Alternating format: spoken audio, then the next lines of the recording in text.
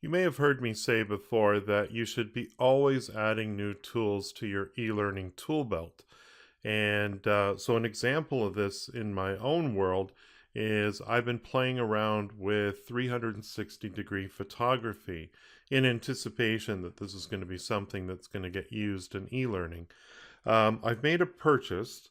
I did some preliminary videos before, and I'll just put you a link up here to where I first experimented with some 360-degree photography. But I've made a purchase to something dedicated to 360-degree photography. Doesn't roll off the tongue, does it? What I was doing before was I was using Google Street View to actually take a series of photos and create a photosphere that was made up of, maybe, I don't know, 20 different photos. And the resolution was great, but the problem was the stitching wasn't there.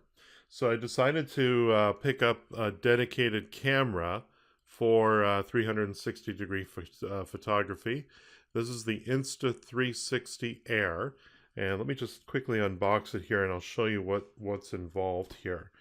It's actually much smaller than I originally thought.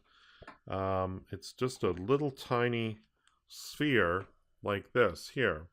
And it comes with a rubber sort of cup holder, if you will. And once you remove that, it's just this little dual camera with a micro USB port on the bottom. And what you do is you take your smartphone and just insert this. Now, this is specific to Android, but there are other models that are appropriate for iPhones, and I suppose you could probably even get something for an iPad as well. So here we have the camera's now been attached to the bottom, and all you really need to do is flip it upside down because most cameras will rotate the image. And then I can go around and film either video, which is a big plus with using a dedicated camera, or I can just snap in one press an entire 360-degree photo. So I'm going to take this out and come back and share the results with you and let you know what I think. Okay guys, so I've come down to the waterfront in the community that I live in, and I just brought my Samsung Galaxy S7 with me. Not the latest and greatest camera phone rather, but certainly comparable to I think what most people would probably have. And we're going to be testing out the Insta360 Air, and I brought it with me here. So we'll be connecting that up to my camera, and I'm going to take a few shots, maybe a couple videos to see what the results are like. So I'm back and I've uploaded some samples to my Facebook account and to an alternate YouTube account. And I'll just go through them with you here. I'll just kind of full screen this a bit so you can see.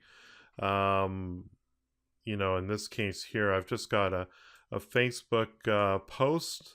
And this is a photo I took at the Barrie waterfront in Barrie, Ontario, Canada. And it's okay, actually. At first glance, it looks all right.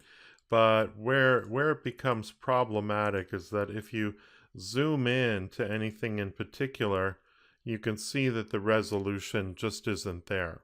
This is a 3K camera, and a lot of the newer cameras are boasting 4K. So I think that might be a worthwhile upgrade, especially if you're thinking about using it in e-learning in the future. You're obviously going to want to show details about the location of where you are. Certainly if it's critical to the safety and the training of employees, you don't want something that's blurry or out of focus. So this is one example. I did some other stuff there. I should point out, let me go back to that shot there. The nature of this camera, because it's held together with your smartphone, and because you're holding your smartphone, you're always going to end up in the shot in one way or another. As you can see here, I tried to hide myself by holding the camera way down low, or way up high, and I was way down low. But, obviously you can't completely get rid of yourself entirely. I had some success with this, in this example here where I did have it on a selfie stick to hold the camera up, and I was able to hide behind a tree. That's a little bit of me right there, actually. And, so I was able to get this shot. But again, as you can see, this is a beautiful location. There's ducks swimming in the pond. You wouldn't know it. They could be wooden ducks for all you know. But, it's a really beautiful spot. And unfortunately, the camera doesn't do it justice. Yeah, here's me again. Again, pretty much that's the best you can hope for. But certainly if you're walking with the camera, again here, I think what I'm doing here, yeah, I'm holding it above my head. So if you point the 360-degree view down, you will see the top of my head. This is actually one of the better shots that I took, and again, you can see that clearly the resolution just isn't there.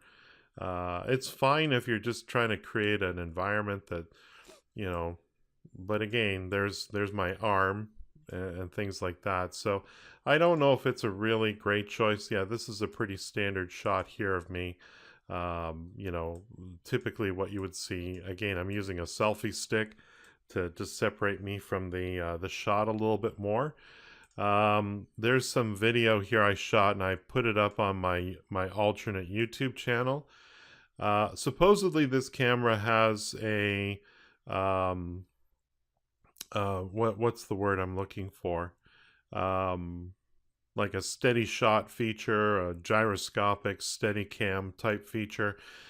Maybe I didn't activate it, but certainly, I can scroll around and see all 360-degree view. Again, that quality is definitely an issue. I can see it very clearly in the sky that I'm getting anti-aliasing. But also everything looks, out of focus. So whether the camera's HD quality or not, it doesn't seem to be recording at that level of quality.